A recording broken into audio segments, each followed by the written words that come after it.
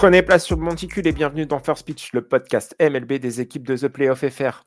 On se retrouve pour un épisode normal. Et oui, aujourd'hui, on fait les conseils de classe. Et oui, retour du conseil de classe et c'est la NL Central, conseil de classe 2025 de notre cher NL Central.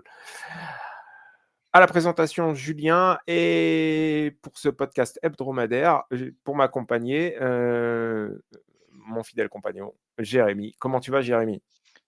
Ça va et toi, fidèle Mmh, compagnon? On dirait que je suis un ça va, clébard, tu sais? c'est un peu ça. Heu, bon, Et conseil de classe? c'est showtime en ce moment avec toi, hein. Tu nous as pondu une bonne idée là, franchement, c'est génial, Et génial. aucun retour dessus, c'est magnifique. Un seul, mais c'est Mais dites-nous si ça vous plairait, dites-nous. Le J a fait qu'à sa sauce comme d'hab, hein, oui, ben, ça leur plaît, allez on y va. ça leur plaira ou pas, on verra bien. Bon, bah, on espère que ça vous plaît en tout cas. Voilà, on a encore pas mal de cases là, on en a enregistré des en avance et il y en a Mmh. quelques-unes.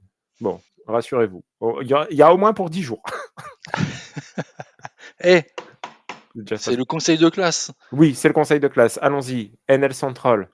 On démarre tout de suite, On ou démarre tout de pas? suite, pour, la division Est de la Ligue nationale des pinces.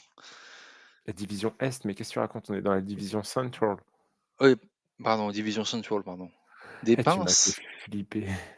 Ouais, des Oui. pinces, des pinces, des pinces. Les pinces de l'ANL.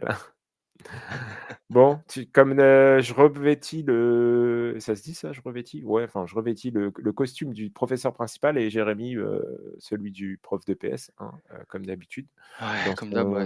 son Ouais, ouais. plus beau jogging, synthétique, Adidas, heu, son paquet de clopes et sa bière.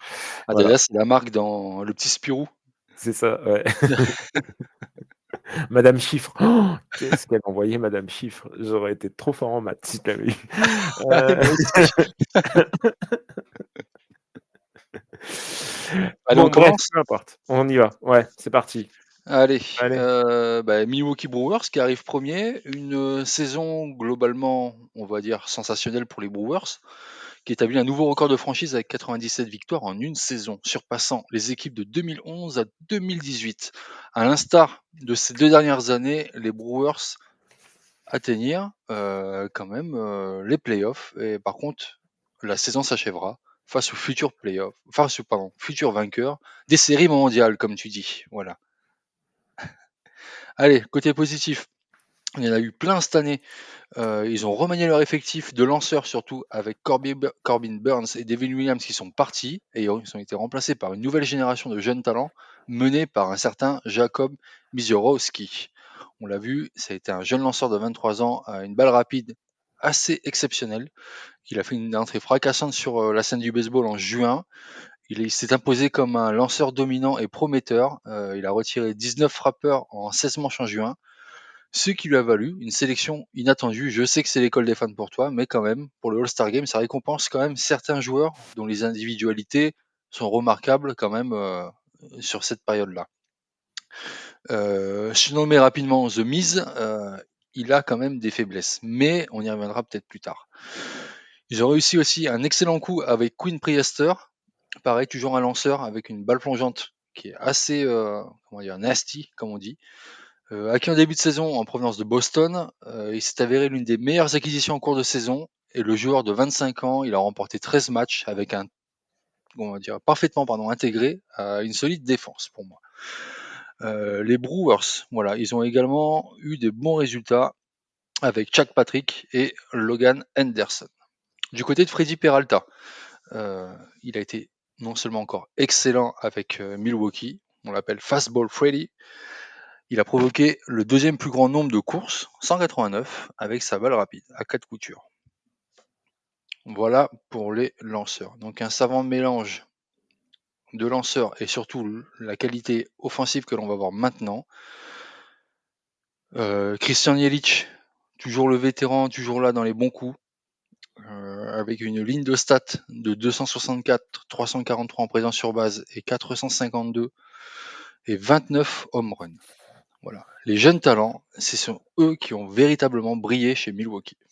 Brice Tourang, Isaac Collins, Caleb Durbin, Jackson Chorio. Tout ça font que voilà, les Brewers, ils ont su engranger des victoires vraiment incontestables cette saison et ils ont su augmenter leur niveau de jeu. On arrive, ils sont pratiquement à 100 victoires. Une saison à 100 victoires en baseball, c'est quand même assez rare pour souligner et exceptionnel. Donc voilà pour moi le début des côtés positifs. Peut-être que tu rajouteras des choses plus tard, Julien. Oui, j'ai oublié l'arrivée d'Andrew Vaughn, qui a été quand même assez comment dire, salvatrice pour l'équipe. Ils étaient déjà bien, mais là franchement, on a eu un une très très bonne acquisition. Voilà. Au niveau du mauvais, qu'est-ce qu'on peut le dire? Il n'y a pas eu beaucoup de points négatifs cette saison pour les Brewers, si ce n'est que voilà, ils ont été déchus face aux futurs vainqueurs des World Series, les Dodgers. Qu'est-ce qu'on peut dire? Peut-être Brandon Woodruff, qui a eu une déchirure au grand dorsal et qui a mis fin à sa saison en 2025 en septembre. Alors peut-être qu'avec lui, ils auraient peut-être pu avoir une cartouche en plus au niveau des lanceurs sur ça et peut-être rivaliser, rivaliser encore plus avec, comment dire, avec Los Angeles. Au niveau de l'attaque, Joey Ortiz a connu une baisse de régime significative au bâton. Il a frappé vraiment hors de la zone de strike 33% du temps, ce qui fait quand même beaucoup. Il a néanmoins réussi de nombreux contacts qui se sont montrés très utiles en défense, mais par contre, voilà, sa ligne de stats était un peu à désirer. Il n'y a pas beaucoup de points négatifs pour Milwaukee parce que franchement, on sentait vraiment une équipe qui était en osmose, il y avait une équipe, il y avait une team, il y avait une alchimie dans cette équipe. Malheureux vaincus, voilà, ils sont tombés sur beaucoup plus fort qu'eux, les Dodgers. Donc pour moi, Milwaukee, c'est un A. Un A, Tu vois ta d'accord. gueule. Non, déjà, tu leur as mis 100 victoires. Ils sont qu'à 97. Oui, j'ai dit 97, je me dis, ils sont proches des 100 victoires. Ah, proche des 100 victoires. À ça, tu peux Voilà. ajouter, on va pas les ajouter. Il y a 6 victoires, tu sais pas si je rappelle, avant le All-Star break et après le All-Star break, hein, les 2 sweeps face aux Dodgers Oui, pour se faire oui, sweeper face aux vrais Dodgers. Ces victoires-là, je les mets entre parenthèses. Elles sont là, certes. Bon, 6 victoires sur elles sont 162 acquises. matchs, tu vas me dire, c'est pas beaucoup et en même temps, pour certaines équipes, c'est beaucoup. C'est beaucoup. Heu, Ça peut jouer une qualif. oui, on le verra d'ailleurs dans cette, division, ça joue une qualif. Ah, c'est beaucoup, c'est beaucoup, c'est beaucoup. C'est beaucoup pour une équipe qui cale en playoff, tu vois? Un B, c'est bien? B+? Allez, B+, B+, B+, B+. Je mets B+. B+. Je Allez, mets bah B+. B+, alors. Je mets B+. Tout n'était pas parfait, mais voilà. L'arrivée de Voigt a été vraiment significative par contre. Renaissance. Bref, j'en arrive moi à mes conseils, pardon, pour les Brewers. À mon sens, il faudrait ajouter un starter vétéran, fiable pour sécuriser la rotation parce que tu l'as dit, The Miz, Priest, il y a Henderson aussi qui offre énormément de potentiel à la franchise. Ça reste jeune et encore irrégulier. Départ probable de Woodruff et Quintana, sans doute. Peralta certes reste, mais il Ouais, faut quelqu'un qui soit capable d'absorber les 160-180 manches qu'un starter va offrir. D'éviter les séries de surmenage, de stabiliser, une rotation en cas de slump des jeunes. Donc un profil type, Cal Gibson ou Seth Lugo, ça pourrait être pas mal sur du short terme. Ça ferait parfaitement l'affaire. Il faut réduire aussi pour moi la dépendance à des breakouts difficilement reproductibles. Collins, Voigt, Frelick, beaucoup de joueurs ont réalisé leur meilleure saison en même temps. Mais il faut aussi, prévoir que ces joueurs peuvent aussi avoir un effondrement en même temps. Donc il faut renforcer le banc, ajouter un peu de bâton à tout ça, voir du capable d'allumer des gens capables d'allumer des étincelles en cas de baisse, de forme générale. Bref, une équipe, qui joue le titre ne peut pas dépendre de 4 ou 5 miracles statistiques. C'est un peu ce que je te dis avec ces 6 matchs gagnés. Joe Ortiz, tu en as parlé, il faut clarifier. Il reste, il part, qu'est-ce qu'on fait? C'est un excellent défenseur, mais avec un OPS à 593, c'est plutôt un boulet dans le line-up. Alors 2 options, soit tu lui offres un encadrement offensif vraiment ciblé, soit tu ajoutes un batteur droitier, qui puisse prendre du temps de jeu, contre les gauchers. Donc Milwaukee n'a pas besoin d'un All-Star, mais comme encore une fois, c'est un joueur juste pour ce rôle-là, tu vois? Il faut préparer la montée en puissance de Jackson Chourio dans la même idée, hein, c'est qu'il va falloir le protéger aussi parce qu'il peut être la clé pour Milwaukee de passer d'un bon club à un prétendant. Donc il faut protéger un peu son bâton, de la stabilité défensive autour de lui et un rôle clair, center field ou right field. Et puis sa gestion physique, parce qu'on a vu qu'il avait été sujet aux blessures. S'il devient un joueur avec un OPS à 800-820, le plafond de l'équipe change complètement. Il faut améliorer la profondeur pour ne pas s'écrouler en octobre. Ça, je l'ai dit, c'est un banc plus profond, un 5e starter vraiment fiable et un relais supplémentaire dans le bullpen pour ne pas surcharger Uribe McGill en fin de saison. Milwaukee, c'est une machine en saison régulière, mais pour l'instant, en octobre, ça fait 2 saisons de suite qu'ils déçoivent. Puis maintenir cette culture Brewers Way. Le front office, c'est l'un des meilleurs de MLB avec un développement interne propre, un scouting nickel, des trades intelligents. Donc maintenant, il faut ajouter à ça un peu de muscle, la gestion de la fatigue, la profondeur du roster et l'adaptation stratégique en playoff. Parce que c'est un peu trop rigide cette année. Milwaukee doit apprendre à gagner les matchs qui comptent. Voilà. Bah, très bien, parfait. Bon, bah là, enchaîne alors. Les Allez, on Cubbies. enchaîne. Les Cubbies. Les Cubbies, hein, pas mal, hein, je trouve, hein. Allez, les Cubbies, 92 victoires, 70 défaites. Alors, qu'est-ce qui va pas avec eux? Ils ont déjà mis fin à une longue disette en playoff. Ils ont remporté donc 92 matchs. Cependant, voilà, comme on a vu, donc ils se sont fait écrouler contre les Brewers de Milwaukee en playoff. Mais par contre, en saison régulière, alors on a eu quand même quelques bons cas, on a eu quand même quelques bonnes idées sur l'attaque, sur les lanceurs. L'attaque des Cubs a quand même été la plus redoutable pour moi sur une majeure partie de la saison 2025. Je sais pas si tu me rejoins. Ils ont terminé quand même la saison régulière au 4e rang pour le pourcentage de coups sûrs, donc puissant. Et ils ont parmi les 10 meilleures équipes pour les home runs et les points marqués. C'est Le dû à succès, un début de ce saison succès, oui, un remarquable. début de saison remarquable, mais c'est une grande partie quand même qui est attribuée à une formation offensive entièrement remaniée, avec des noms comme Kyle Tucker, Michael Bush, 34 home runs cette saison, Seiya Suzuki, 32 home runs cette saison. Tous les deux, ils ont établi un record perso de home run. Suzuki, on va revenir avec lui, il a été des principaux, on va dire, bénéficiaires pour l'équipe. Il était en tête des ligues majeures au niveau des points produits au moment des All-Star Games. L'autre révélation, le monsieur à la comment dire, capillarité assez débordante, PCA, Pete Crow Armstrong, qui a été la révélation des Cubs cette saison. Il rejoint le club des 30-30, puisqu'il finit avec 31 home runs et 35 buts volés. Grâce à sa vitesse exceptionnelle, il a excellé aussi en défense au champ centre. Il y a 2 saisons, c'était pas trop le cas, même l'an passé, voilà. Donc il se positionnait un peu plus, loin dans sa zone de frappe quand on le voyait et il arrivait quand même à faire des extra bases hits, pratiquement tous les matchs.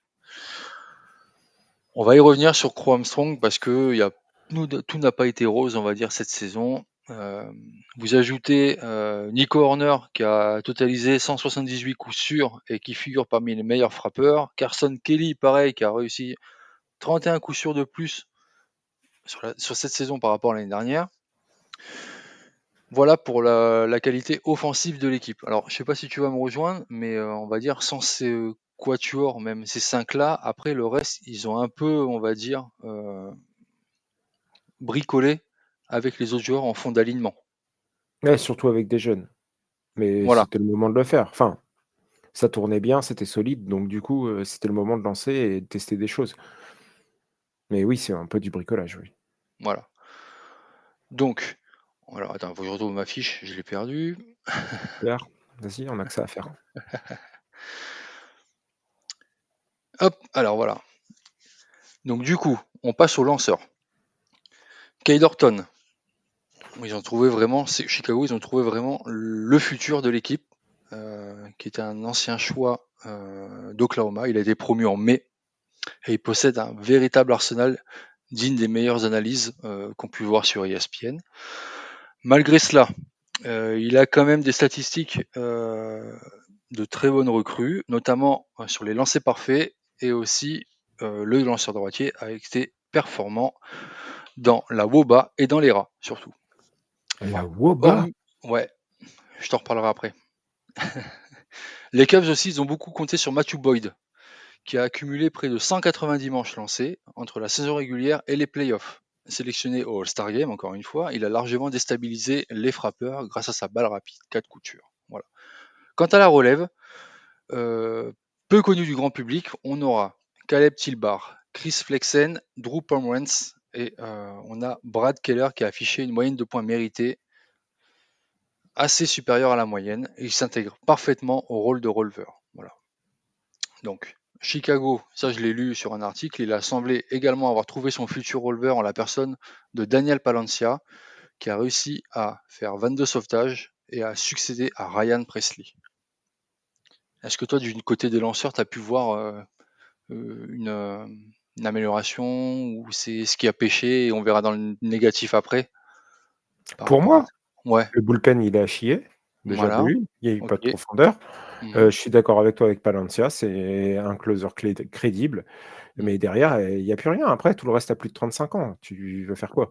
J'y reviendrai après, hein. Qu'est-ce que Pour, tu as contre les gars à 35 ans? rien, mais ça manque un peu de peps et puis Ok, c'est monotone. Après je reviendrai après sur les conseils, pour la rotation des partants. d'accord. Alors dans le négatif, l'attaque globale des Cubs, en fait, se classait dans la première moitié de la ligue en début de saison. Par contre, dans la deuxième moitié, ils étaient 16e en termes d'OPS et 20e place en termes de points marqués, 281. On a vraiment connu un petit déclin après le All-Star Game finalement. Il y a eu les difficultés de Crow Armstrong aussi, où on s'est dit, mais qu'est-ce qui lui arrive à celui-là? Il a dû manger quelque chose de pas frais. Euh, En fait, il a eu des difficultés dans les retraits, ça l'a rattrapé. Il a totalisé 63 K en deuxième moitié de saison, celui qu'il a placé parmi en fait, les frappeurs en plus forte baisse au niveau d'OPS, voilà, Après, entre la première partie et la deuxième partie. c'était sa deuxième saison aussi, hein. Ouais, ouais. Compliqué Après, pour lui. ces difficultés, ça se poursuit en série éliminatoire, hein, avec une ligne de frappe de 118, 167 et 118 hein, sur les Division Series. Hein. Pour moi, il y a beaucoup de fatigue, physique Il y a la fatigue physique. et de fatigue mentale sur le joueur parce que finalement, en fait, là, quand on arrive au moment du déclin, si tu regardes, il a fait, Ouais. sa première saison complète, on va dire, en faisant, 2024 et 2025 En- et là, on arrive à un moment où on lui dit, «Tu as fait de grosses choses, maintenant, tu vas être le fait» enfin, il y a plein de trucs, tu vois? Il y a une pression de dingue donc ouais. ça a dû être un moment, assez difficile pour lui. En fait, la deuxième partie de saison des Cubs, ça a été vraiment en dents de scie parce que même Kyle Tucker, ça s'est terminé sur une note amère. Il a connu vraiment un creux en août. Il a été placé sur la liste des blessés en fin de saison. Il est revenu juste à temps pour les playoffs et a réussi quand même 7 coups sûrs en 8 matchs. Mais cependant, voilà, Chicago s'est fait blanchir face aux Brewers. Sur le monticule, pareil, c'était pas terrible. Comme tu as dit, des problèmes de profondeur, tant au niveau des releveurs que des lanceurs partants. Ils ont recruté Kittredge, Taylor Rogers pour renforcer le secteur, mais voilà, Ryan Presley arrivé durant l'intersaison, il n'a pas brillé non plus à Chicago. John Steele, pareil, ils l'ont perdu en début de saison. Ben Brown, qui n'a pas encore connu de succès, bah voilà, il partant sans un. Managa aussi blessé la plus grosse Ouais, partie de la saison, ouais, du voilà. mal à revenir. Shota Imanaga, pareil. Mais c'est ce que je viens de dire. Ouais, ouais, c'est pareil. J'ai pas entendu.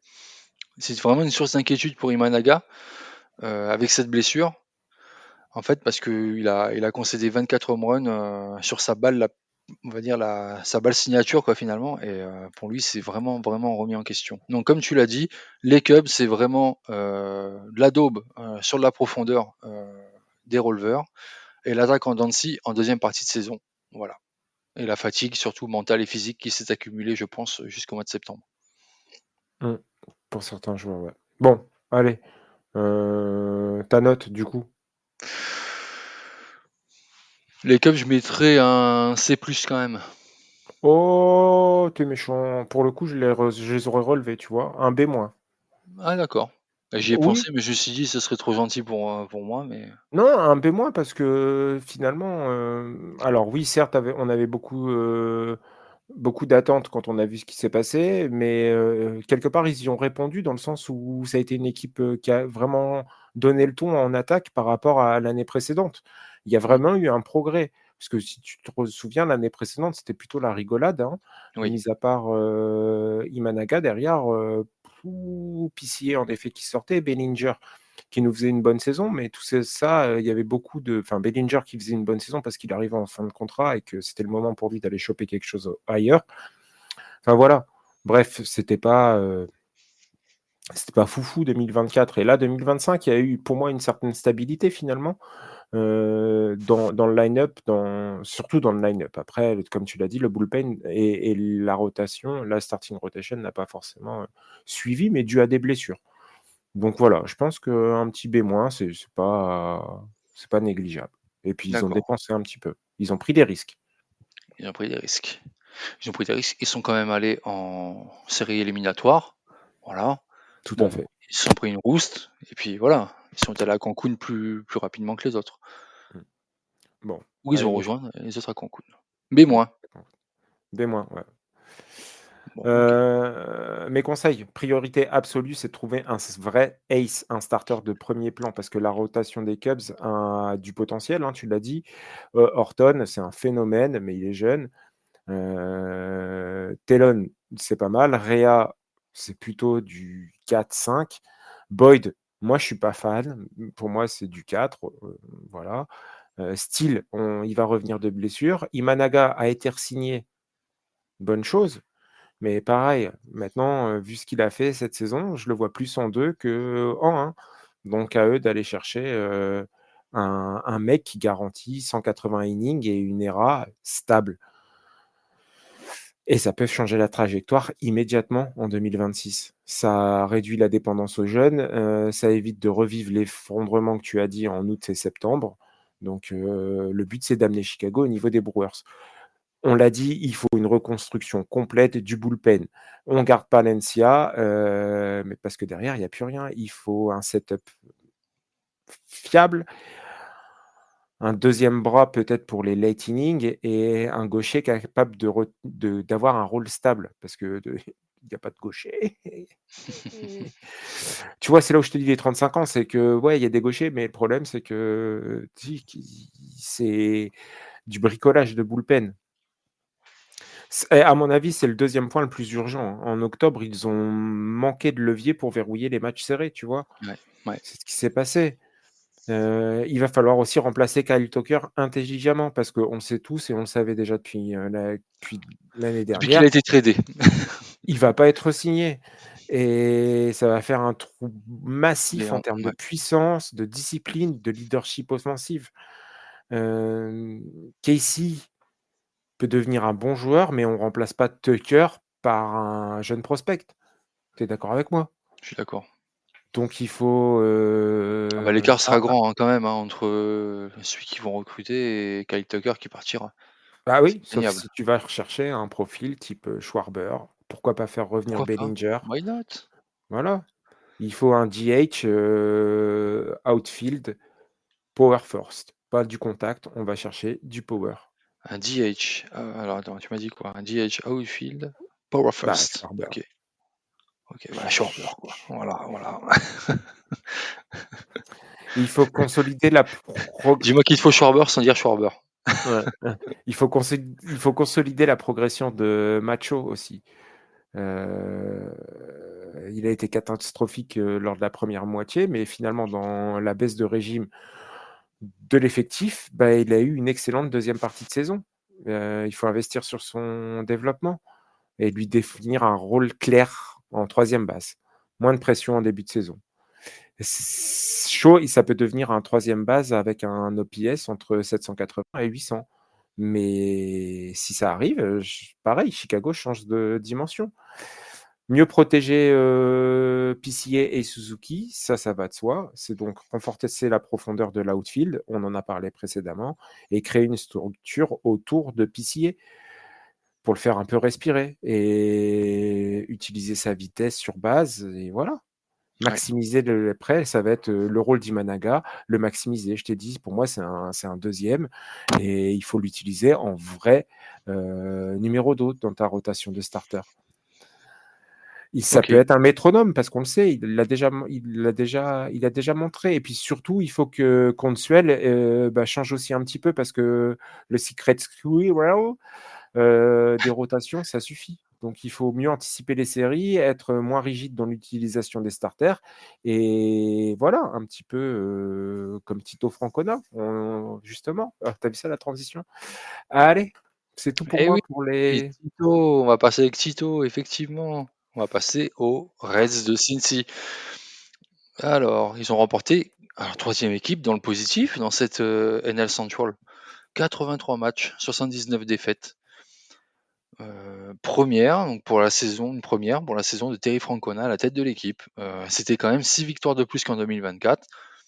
Grâce à l'effondrement, on le verra quand on fera le conseil de classe de la National League East, à l'effondrement des Mets en fin de saison, les Reds se sont qualifiés de justesse pour les séries éliminatoires. Cincy est devenue la première équipe depuis la modification du format des séries à remporter moins de 84 matchs et à atteindre les phases finales. Leur saison s'est mal terminée en série éliminatoire face à l'ogre Dodgers, c'est sûr. Mais,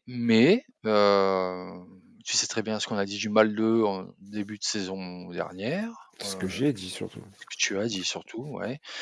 Cela constituait quand même, sur ce qu'ils ont fait cette année, un grand pas en avant. Les points positifs. Il n'y a pas de point fort particulier, cependant, Cincinnati a un groupe hyper soudé par ses individualités. Je vais m'expliquer. Ils avaient suffisamment de ressources pour franchir la ligne d'arrivée et se qualifier pour les playoffs. Là où ils ont vraiment progressé par rapport à 2024, c'est au niveau de leur lanceur. Cette année, ils ont pu aligner une excellente rotation et faire preuve de constance jusqu'en fin de match. J'espère que tu vas pas me contredire. Allez, Hunter Greeny. Lorsqu'il était en pleine forme, il était l'as de l'équipe, d'accord? Mais il a retiré quand même 132 frappeurs sur 107 manches lancées. Nick Lodolo, pareil, 156 frappeurs retirés sur 156 manches lancées. 27 ans. Il excelle avec un arsenal hyper polyvalent. Brady Singer, Andrew Abbott. Tout ça, voilà, c'est les lanceurs que je vais t'énumérer, c'est vraiment tout ce qui était positif. Emilio Pagan et Connor Phillips. Ça a été vraiment la clé. Emilio Pagan aussi pour Cincy parce qu'il a enregistré 34 sauvetages cette saison. Et bonne nouvelle. Et bonne nouvelle. Bah, Pagan, t'as pas vu? Il a re-signé Oui. Ah, à j'ai pas Cincy. vu encore. Eh Il ben, a il a re-signé à re-signé. Cincy? Il C'est a pas re-signé. vrai. Si, si, c'est vrai. Oh là là. Eh ben voilà, tu vois, ils ont reçu capitaliser un peu la confiance qu'ils ont eue envers lui. Du côté de l'attaque, alors, les résultats mitigés. Par contre, les véritables révélations de la saison euh, ont été Austin Hayes, Noelvi Marte et Miguel Andújar. Est-ce que tu es d'accord avec moi par rapport à ça? Ouais, plus ou moins. Oui, oui, si, si. Miguel Andújar, quand même, on en a parlé. Ouais, ouais, je suis d'accord. Il a été acquis des Athletics avant la date limite. Par contre, voilà, la ligne de slash, je sais qu'on en retient par ailleurs nous-mêmes dans First Pitch, mais quand même, 359, 40% sur base et un OPS à 944 en tant que raid. T'imagines un peu? Voilà. C'est plutôt pas mal. Donc, en résumé, allez, les points forts, mais qui ont été quand même une osmose pour l'équipe. Les lanceurs, individuellement, voilà, très très bons. Et aussi au niveau de l'attaque, en fait, ça a été un tout, des très bonnes individualités qui ont su quand même être présents collectivement et du coup arriver à cette fameuse carte de 83 victoires. Voilà. Le mauvais, qu'est-ce qu'on peut dire du mauvais? Sur le papier, c'était très prometteur. Par contre, les jeunes joueurs, ils devront désormais rattraper, on va dire, les vétérans de l'équipe d'ici 2026. Tu connais Christian Erkanason Strand? Tu Ouais, on connais? en a parlé. Ouais, Encarnacion, voilà. Incarnation Strand. Handicapé par les blessures en 2024. Il a vu de nouveau son temps de jeu limité en 2025. Voilà, ça a été quand même assez compliqué pour lui. Ouais, mais le peu qu'il a fait, il a quand même été présent. Bon, bref. Oui, oui, oui, d'accord. Matt McLean, quant à lui, pareil, 2024 saison manquée également. Il a disputé 147 matchs sur les 162. Par contre, au niveau offensif, c'est moins bien que ses coéquipiers, et surtout ces 2 ans où il a joué auparavant. Elie de la Cruz, il n'a pas connu une mauvaise saison, mais bon, Il on est a loin vu de ma mieux. 2024. Voilà, voilà, on est d'accord sur ça. Voilà. Voilà ce que moi je peux dire sur les Reds au niveau des points négatifs, parce que finalement en soi on n'attendait pas forcément qu'ils soient dans le positif, mais même qu'ils se qualifient pour les séries éliminatoires. Voilà, pour moi ça serait allez, un petit C+ quand même. Je suis d'accord sur le C, le plus. Moi, ils Le m'ont plus, surpris. le plus parce Non, que c'est positif et ils se qualifient. ouais, allez, plus. Ouais, c'est plus. Non, de toute façon, ils m'ont surpris parce que je les voyais pas là, d'accord? Ils m'ont surpris, donc c'est plus. Mais la grosse mention plus, pour moi, c'est Francona. Pour moi, c'est le manager de l'année dans l'ANL, c'est tout. Alors vous allez voir avec des grands yeux: «Quoi? Mais non, il a pas le plus de victoires». Revoyez l'effectif parce qu'il a pas énormément changé entre 2024 et 2025 et voyez ce qu'il en a fait. Imaginez-le avec une écurie un peu plus fournie. Mm. Voilà, juste ça. Enfin, je vais pas dire d'équipe qu'on n'avait pas envie de regarder, on est passé à une équipe qui: «Oh merde!» Donc non, voilà, pour moi, c'est ça. Donc c'est plus, je suis d'accord. Allez, Très on y bien. va. Les conseils. Bon, il y a manqué de power, hein, quand même, au cœur du line-up. Si on a un Elie de la Cruz qui qui merdouille un peu, c'est ça va être compliqué. Bon, il leur faut un slugger confirmé. Que ce soit via un trade, exemple, un 1er bat, un première base pour un left, un outfield gauche, pardon, avec, plutôt du power ou juste signer un free agent à court terme. Il faut ramener une menace à plus de 30 HR, en fait. Voilà, un joueur capable de t'apporter plus de 30 HR. Parce qu'aujourd'hui, le meilleur frappeur, il est qu'à 22 HR dans l'effectif. Il faut recruter un closer. Bah non, Pagan reste. Eh oui, Donc j'allais dire, il fallait des trucs, mais non, ils l'ont, leur closer. Donc ça, c'est bien. Par contre, il faut renforcer le setup du bullpen pour protéger les jeunes starters parce que la rotation est très bonne, hein, tu l'as dit, mais elle dépend énormément je vais reprendre 3 joueurs que tu as cités, Lodolo, Greeny, Abbott. Donc il faut éviter un peu la surcharge sur ce trio. Il est essentiel d'avoir un pont solide entre le starter et la fin de match. Donc un ou 2 vétérans pour prendre la 7e et la 8e régulièrement pourraient préserver les jeunes bras et éviter les craquages et les TG. Il faut encadrer la progression d'Elie de la Cruz parce que Elie, bah, ça reste un phénomène, mais son développement, il stagne un peu. Son power slump de 43 matchs sans HR, ça a coûté cher dans la course aux playoffs, hein, et dans le amassage de victoires. Je sais pas si ça se dit, mais je le dis. un Puis une massage. gestion, ouais, pas un massage. Bon, Oui, bref, merci. l'accumulation. Bah oui, puis c'est sa gestion physique aussi parce que tu as bien vu qu'en août, il était vidé. Il était vidé, donc il faut une meilleure protection. Et prioriser la santé et la stabilisation de McLean. Tu l'as dit, après 1 an d'absence, il a pas retrouvé encore son tempo, mais son importance dans la structure offensive, elle est énorme. S'il redevient un hitter à 800 d'OPS, l'équipe change de dimension. Il faut l'accompagner avec un vrai programme d'intersaison, un rôle clair dans le line-up et moins de pression en début de saison. Il faut gérer aussi les montées des pitchers, des prospects. Donc Burns, ben, intégrer progressivement. Loader, ça peut devenir un 4-5 très stable après les spring training. Et Petty, bah, encore un petit peu de temps en triple A, ça ferait pas de mal. Stabiliser et surtout le poste de première base. Tu l'as dit, entre Encarnacion Strand blessé, Steer ballotté et Stewart qui est comme une pomme pas encore mûre, et bah, c'est un peu difficile. Donc pourquoi pas faire signer un vétéran, pas trop cher. Ty France, très bien. Il apporte pas mal de choses. Du power au bâton, un vétéran fiable en première base, voilà. Et Ouais, de puis la gueule, hein. ça aurait de la gueule. Et Francona, content. Sitôt content. Tito content. Voilà pour les trucs. Tu veux que je fasse les Cardinals peut-être, vu que tu as perdu ta fiche? Ah, Que je j'ai te perdu la ma fiche, chance, mais c'est je les seuls pourrais que j'ai. mais je Moi, pourrais je pourrais quand même composer avec les Cardinals. Moi, ce que je peux dire, c'est que les Cardinals, c'est 78 victoires, 84 défaites. Ils nous ont surpris en première partie de saison avec, du c'est vrai. positif jusqu'en juin, vraiment bien. Des joueurs qui sont, donc, assez, au niveau statistique, assez, comment dire? Productifs. Je reviens sur ces joueurs-là. En défense, on a eu quand même Mason Wynn, le shortstop, qui a obtenu son Gold Glove cette saison, et Alec Bullerson, un Silver Slugger.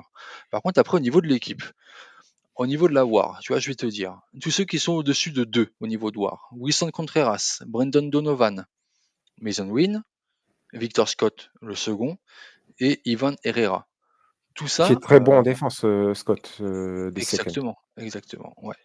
Et donc en fait, ces joueurs-là, et Alec Bullerson, il est à 1,8, mais franchement, il est pas trop loin des deux doigts. Et là, on voit un infield qui est hyper compétitif au niveau attaque, et même alors défensivement, ça avait Même été un peu la défensivement. bagarre. Ouais, allez, Ah ils ont si, quand si. même eu quelques bourdes quand même cette saison. Oui, certes, mais il était quand même, c'était quand même pas mal. C'était quand même pas mal. On les attendait pas là au niveau où ils ont, enfin, en termes de victoires qu'ils ont engrangé, je les voyais pas en prendre autant, tu vois. Moi, pour l'instant. Ouais, je suis d'accord avec toi. Nolan Arenado, il a fait un très bon début de saison aussi, de ce qu'on a pu voir. Au niveau des lanceurs, Sonny Gray, bah écoutez, là, Boston l'a eu pour la saison prochaine. Lui, il a été quand même le start, l'ace de l'équipe en 2025. Euh, Petit bémol avec Andrew Pallant, Miles Mikolas, Eric Fedé et Michael McGreevy qui ont été vraiment en dessous. On continue avec les joueurs en dessous. Alors oui, quand il va être comment dire débauché, Ryan Hesley, pareil, a été méconnaissable. Là, il est libre. La relève a su quand même faire le job, mais il y a eu quand même quelques points d'anicroche avec eux. Ouais, Voilà, le bullpen, il a quand même été alors mis à part, relativement bon. Voilà. relativement bon quand même, Romero, Leylis, Vanson, O'Brien, c'est pas plutôt un point fort, tu vois? Oui, c'est point fort. J'ai bien aimé Brandon Donovan aussi, il a été vraiment très bon. Enfin, tu sais que j'aime ce genre de joueur un peu Oui, utility player, ouais, mais il a été aussi, il était aussi plutôt très bon.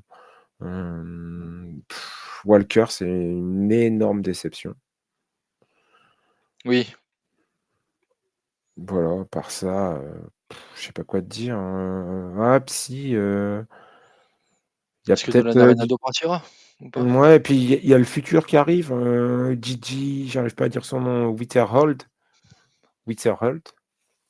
C'est plutôt pas mal ça, ça a l'air bien. Bon, la note. Des Cardinals quand même assez surprenant, je trouve. Tu vois, quand je l'ai regardé, je me suis dit, bon, encore, ça va être une saison où ils vont faire les 70 victoires max. Là, ils se rapprochent quand même du 80-80 quand même, hein, mais bon. La note, c'est moins. Voilà. Choqué. J'allais dire c'est moi. Mm. Parfait. Voilà. Pour Il y a les du mêmes, taf. il y a des choses, mais c'est pas inintéressant. C'est pas Ouais. mort. C'est pas mauvais, mais c'est pas bon non plus, quoi. Ouais, ouais. Mais Mm. il y a des bonnes bases. En tout cas, il y a des bonnes bases pour avoir une équipe, intéressante. Donc Compétitive, les ouais. ouais, et pour que ce soit serré parce que je pense que ça peut être serré. Tu vois, Heu, ils finissent quand même à 5 matchs de bon, c'est beaucoup 5 matchs, je le sais, mais ils finissent quand même à 5 matchs des Reds, tu vois? C'est pas un 10, 12, 14 matchs comme on peut le voir parfois. ouais, c'est ça. Non, mais on savait que le ça allait être serré, mais pas ça peut être encore plus serré l'an prochain. Si, à une seule condition, si ils cherchent un véritable ace pour reconstruire la rotation. Parce que la Mmh, rotation actuelle, elle peut pas juste se contenter de survivre. Il faut gagner. Il ouais, manque un starter, un numéro un et un numéro 2 capable d'éviter les longues séries de défaites, d'alléger le bullpen, de donner une identité à la rotation. ouais. Bon Mmh. courage, parce que là, on peut passer de 76-84 à plutôt 84-76. Ouais, Mmh. Comme tu l'as dit, il faut, prendre une décision sur Nolan Arenado. Soit on le garde en espérant, qu'il y ait un rebond, un vrai, soit le trader maintenant, ça reste encore une valeur. Donc, à eux de voir. Revoir entièrement la formule offensive parce que la défense des Cards, franchement, moi, je l'ai trouvée très belle et très bonne. Heu, mais par contre, il y a des difficultés sur le center field. Voilà, Scott the Second, tu l'as dit, il est très bon en défense, mais au bâton, c'est un peu faible. eh ouais, Le champ droit, Walker, je l'ai dit, grosse déception, il progresse pas. Gorman, Donovan, voilà, qu'est-ce qu'on en fait? Donovan, pour moi, ce serait, leur signer, mais bon, voilà, clarifier un peu troisième, deuxième base et il faut du bâton, middle order.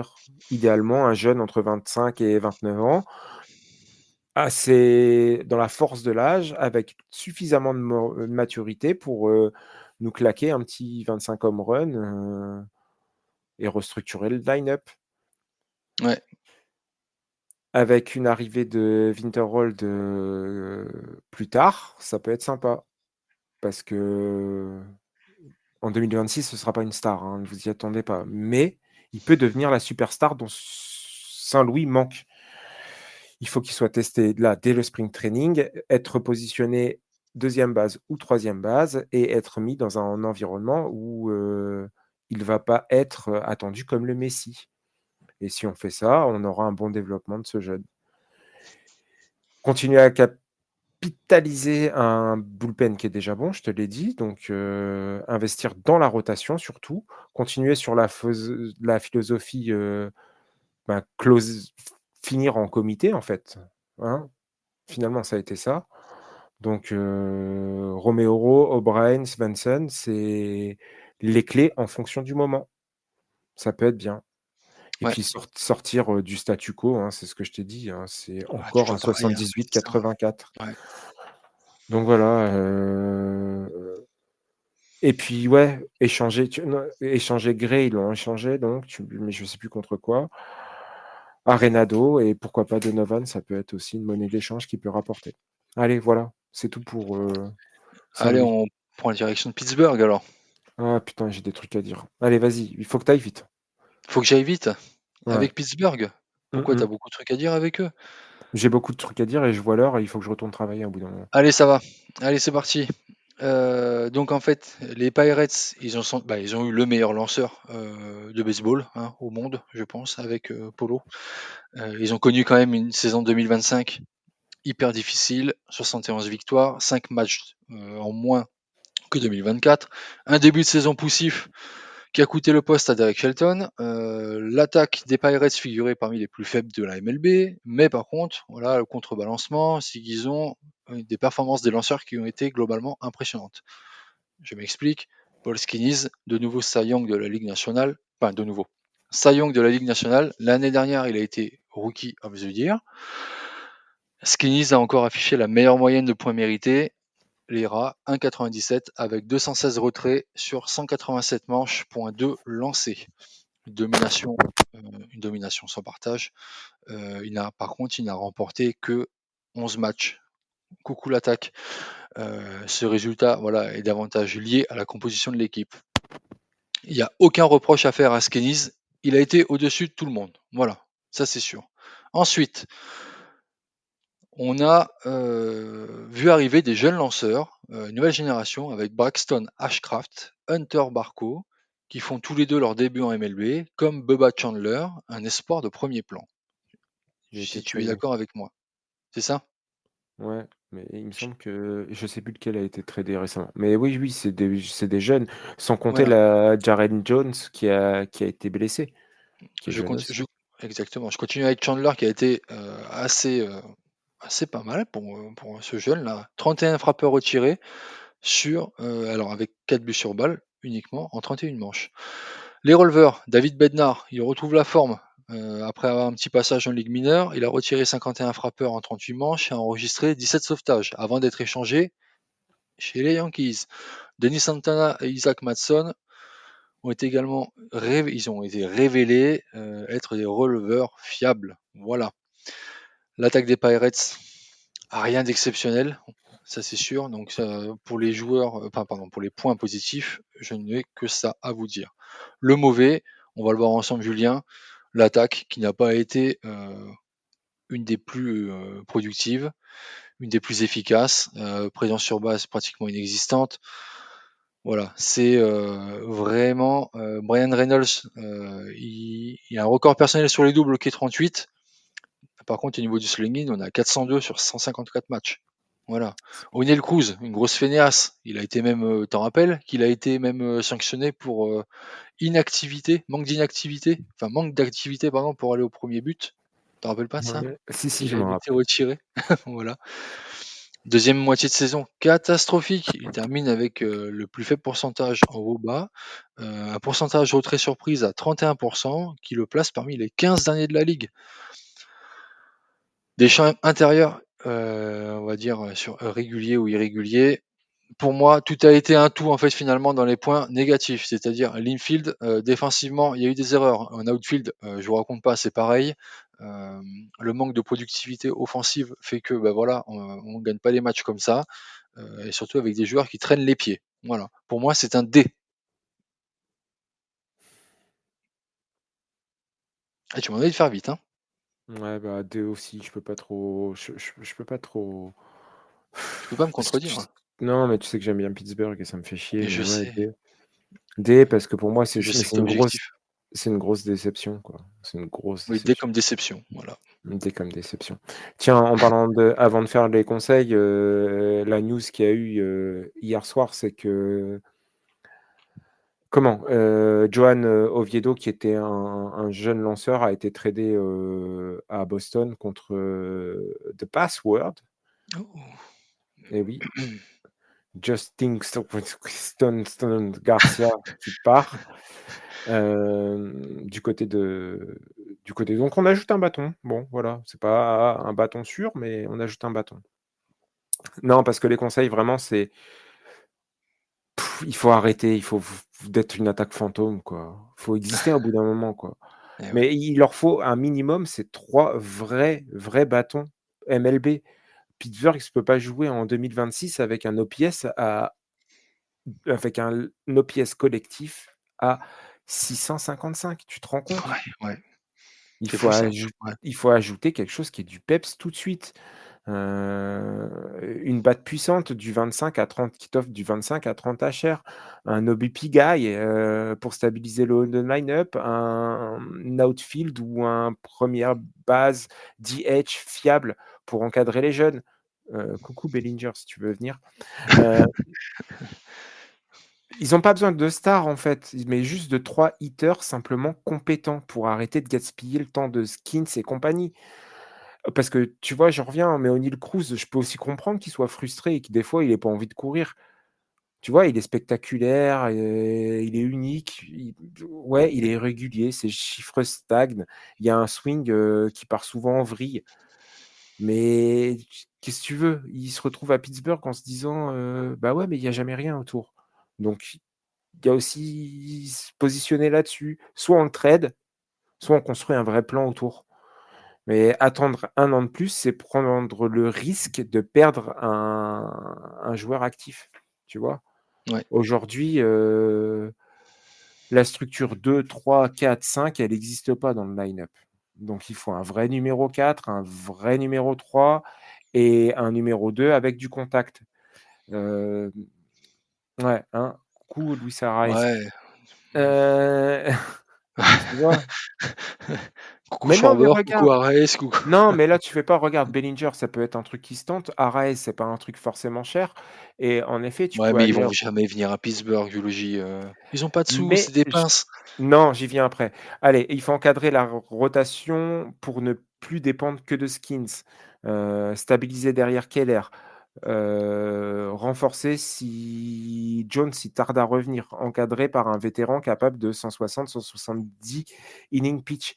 Pas forcément une superstar, mais un vétéran, quelqu'un parce qu'eux, ils font qu'avec, ils ont une flopée de lanceurs. Faut pas tu vois, j'ai envie de dire, faut pas revivre la saison où Skins, il te fait que des masterclass, sans run support, ni victoire, tu vois? Il faut fixer des rôles clairs dans le line-up, ça je te l'ai dit. Reynolds, il arrive, c'est bien, il commence à montrer des signes de régularité et enfin de quelque chose sur lequel on a parié qui paye, tu vois? Clarifier la troisième base, et le shortstop, Triolo, Gonzalez, Johnson. Choisir un DH stable aussi, pour épauler aussi, McCutcheon parce que McCutcheon, il y en a plus pour longtemps Il est non pas plus. éternel, ouais. Mmh. Ouais, accélérer peut-être certaines arrivées de prospects, tu vois? Connor Griffin, ça peut Mmh. être un outfielder, starter dès l'été 2026.